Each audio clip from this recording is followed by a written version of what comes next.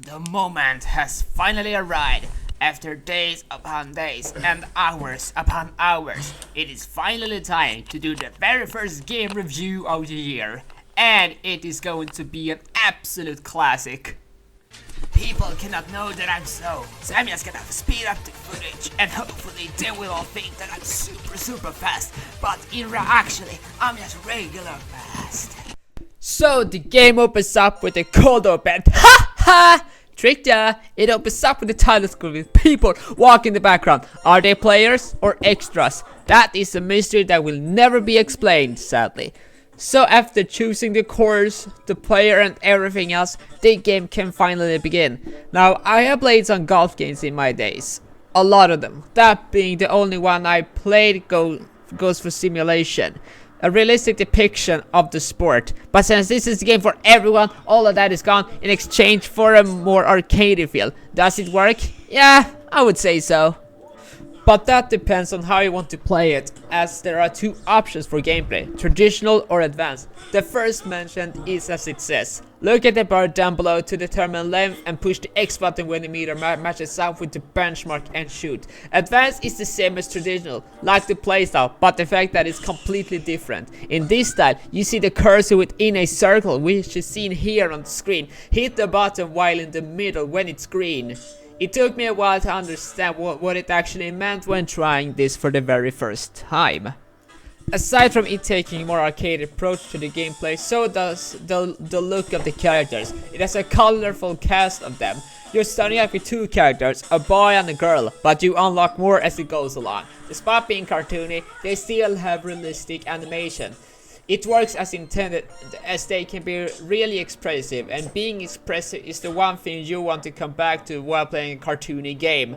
Unfortunately, that cannot be said about anything that isn't the characters. The environment doesn't really stand out in any particular way. It is just a grassland with a few houses. But maybe that was the intention, because in terms of how the game runs, it is a steady frame rate at all time. At no point does it ever slow down, which is a plus when it comes to games that requires precision. Speaking of that, on course, it is of vital importance to stay in the game if you want to win things. There are a set number of golf swings and you take turns shooting the ball on the way. If you're able to roll the ball into the hole within the required amount of shots, you will go high up on the leaderboards and you can become the winner of it all. There are environmental changes though. It can rain but can also be windy. How fast the wind travels is all depend on the arrow at the corner, which shows the trajectory of the ball, so calculate it closely.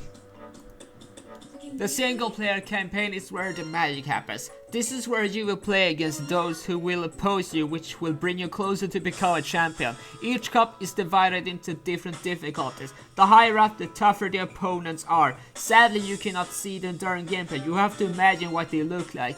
It's relatively easy with no real weather conditional changes, at least at the earlier stages. That happens later. However, it is during the last fight when the difficulty amps up to 1,000,000, at least in theory.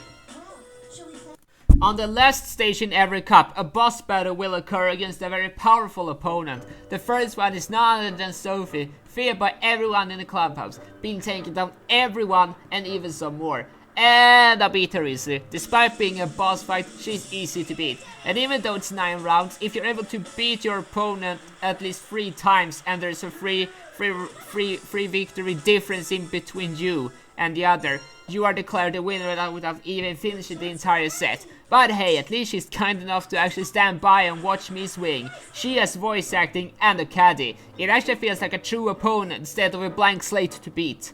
Honestly, not a bad opponent, as the oppressions are really fun to watch, and upon winning, she joins the roster, waiting to be chosen for a game. When you win, your loyalty level goes up and you improve. Despite the core game being good, I've come to realize something when searching around in the menus to get to the store. There isn't an actual store in the game, it's all about unlocks. This is a bit strange as the previous games had a store. It was probably to promote the PlayStation Store at the time, which makes sense. But when the internet connection dies, so does the online play function and DLC. So overall, despite not being perfect as a game, it is certainly worth to track down a copy of. It works well as an arcade golf game and is fun in general. Now it's time to put it away. I'm just going to regularly walk to the place where I took it from. But of course I'm going to speed up the footage so it looks like I'm running. I will see you later, my friend, my best friend, the PS3, for the next review. Farewell for now.